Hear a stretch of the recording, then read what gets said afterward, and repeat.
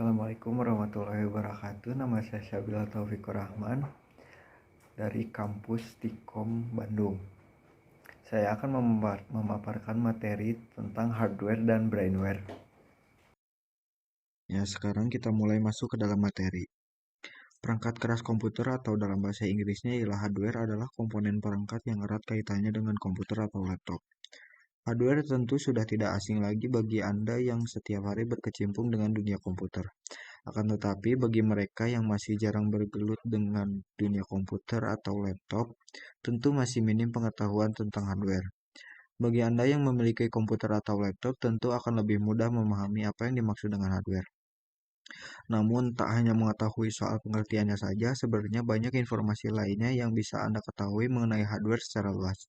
Hardware adalah semua jenis komponen yang ada pada komputer atau laptop yang mana bagian fisiknya dapat terlihat secara kasat mata dan dapat dirasakan secara langsung. Jadi bisa dikatakan jika hardware adalah peralatan fisik komputer yang berguna untuk melakukan proses input dan proses output. Seperti RAM, CPU, mouse, keyboard, scanner, monitor, printer, dan masih banyak lagi. Selain itu, hardware adalah sebagai bentuk output dari setiap proses sistem operasi komputer itu sendiri. Akan tetapi, untuk mendukung kerja perangkat tersebut, tetap diperlukan software atau perangkat lunak tertentu. Dengan begitu, setiap perintah yang diinginkan dapat beroperasi dengan baik. Pengertian hardware di atas membuka pikiran kita tentang hardware adalah komponen dalam komputer dapat dilihat secara kasat mata dan memiliki fungsi tertentu. Masing-masing hardware memiliki fungsi berbeda, namun untuk fungsi utamanya adalah menampilkan dan menerima input proses, memberikan output, mendukung kerja komputer, serta mengolah informasi atau data berbeda di dalam maupun di luar komputer.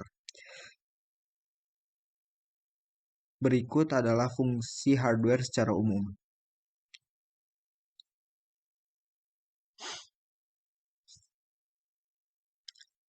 Yang pertama, ada mengolah data atau informasi. Hardware tertentu memiliki fungsi untuk mengolah data atau informasi oleh user yang nantinya akan diproses menjadi informasi baru untuk mengolah data dan menjalankan proses pada sistem komputer. Yang kedua adalah menerima input. Ada beberapa hardware yang mempunyai fungsi khusus dalam menerima input dari user. Dengan begitu, nantinya hardware akan memprosesnya menjadi informasi yang baru. Dalam hal ini, data yang diterima dari input akan dapat ditransfer pada output. Yang ketiga, memberi output. Apabila sudah terproses menjadi informasi baru, hardware akan memberikan output lagi pada user. Seluruh output tersebut dapat dilihat oleh pengguna ditampilkan pada hardware khusus. Mekanisme ini yang saling mempengaruhi antara output dan input. Yang keempat, menyimpan informasi maupun data. Dari sini seluruh output yang dihasilkan oleh komputer bisa Anda simpan pada perangkat penyimpanan sekunder dari komputer.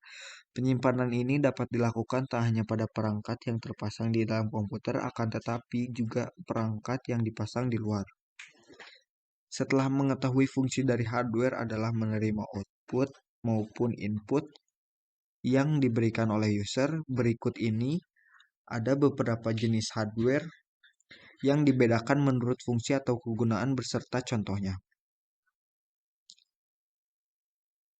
Yang pertama ada input device atau perangkat input atau masukan.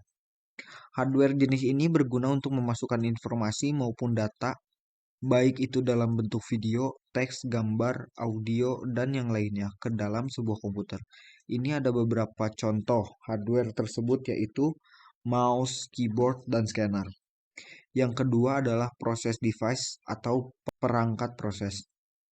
Jenis perangkat keras yang satu ini dapat berguna untuk mengolah data sekaligus menjalankan proses yang ada pada sistem komputer.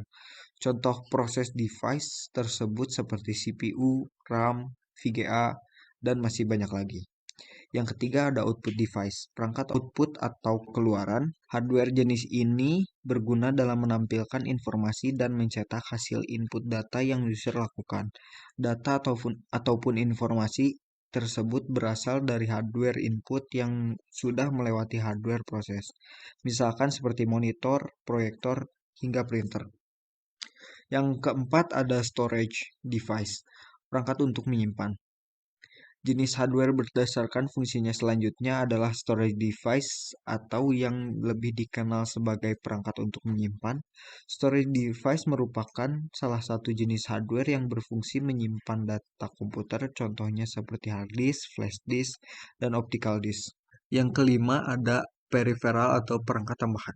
Perangkat tambahan berguna dalam membantu komputer menjalankan perintah user. Perangkat ini umumnya disebut dengan istilah peripheral yang berguna dalam menghubungkan perangkat komputer dengan jaringan internet. Salah satu contohnya adalah modem. Modem di sini dapat Anda gunakan sebagai alat komunikasi untuk mengubah sinyal digital menjadi sinyal analog ataupun sinyal analog menjadi sinyal digital. Itu tadi penjelasan mengenai pengertian hardware, fungsi, jenis, beserta contohnya yang dapat Anda pelajari.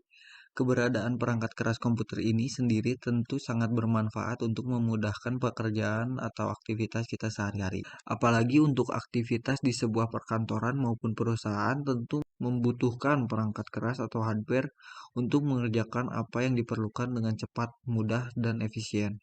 Akan tetapi, Anda juga perlu merawat semua perangkat tersebut dengan baik. Pasalnya, apabila salah satu komponen hardware atau perangkat keras tersebut tidak dapat bekerja dengan sebagaimana mestinya, maka setiap proses pengolahan data maupun informasi tentu juga tidak dapat berjalan dengan baik. Kita lanjut ke pembahasan berikutnya, yaitu brainware. Hardware dan software adalah istilah dalam dunia komputer yang sering kita dengar. Bahkan sebagian besar orang sudah mengetahui apa arti dari kedua istilah tersebut meskipun mereka tidak berkutat di dunia komputer. Namun tidak halnya dengan istilah brainware.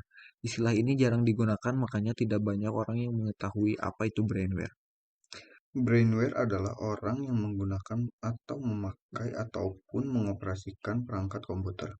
Contoh dari brainware yaitu programmer, netter, serta orang yang sedang menggunakan perangkat komputer. Atau definisi brainware yaitu manusia yang terlibat dalam mengoperasikan atau pemakaian serta mengatur sistem di dalam perangkat komputer. Dapat diartikan juga sebagai bagian perangkat intelektual yang mengoperasikan dan juga mengeksplorasi kemampuan dari perangkat keras hardware maupun perangkat lunak software. Secanggih-canggih sebuah komputer, baik dari segi hardware ataupun software, jika tidak ada brainware yang mengoperasikannya, maka fungsi hardware dan software komputer tersebut tidak akan bisa berjalan secara optimal. Berdasarkan tingkat pengoperasian komputer, brainware bisa digolongkan menjadi beberapa bagian, yaitu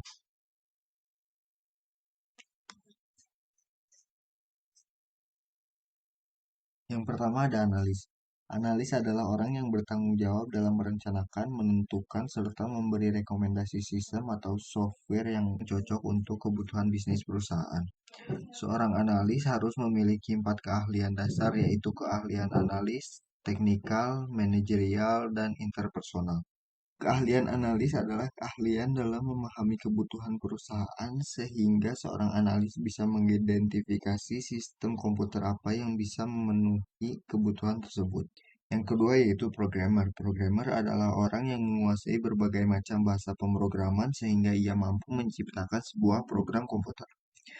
Yang ketiga yaitu administrator. Administrator adalah orang yang bertanggung jawab dalam mengatur serta mengendalikan program komputer dan juga jaringan komputer. Yang keempat ada operator. Operator adalah orang yang mengoperasikan komputer atau bisa disebut juga sebagai user. Operator hanya bisa menjalankan aplikasi komputer yang diperbolehkan oleh administrator. Yang kelima ada teknisi. Teknisi adalah orang yang bertanggung jawab memelihara komponen hardware serta memperbaiki jika ada kerusakan hardware dalam sistem komputer. Brainware termasuk bagian yang sangat penting dari sebuah sistem komputer. Hardware dalam komputer tidak akan bekerja tanpa adanya software, sedangkan software dan hardware tidak akan bekerja tanpa adanya brainware. Jadi tiga komponen ini saling terkait dan saling membutuhkan satu sama lain. Konsep antara perangkat keras hardware, perangkat lunak software, dan brainware adalah merupakan konsep tritunggal yang tidak bisa dipisahkan satu sama lain. Untuk tahap pertama, manusia harus memasukkan program terlebih dahulu ke dalam perangkat komputer. Lalu setelah program tersimpan di dalam komputer, maka komputer baru dapat bekerja untuk membantu manusia dalam menyelesaikan persoalan maupun pekerjaannya. Terima kasih telah menyaksikan video ini dengan sesama. Mohon maaf bila ada salah kata.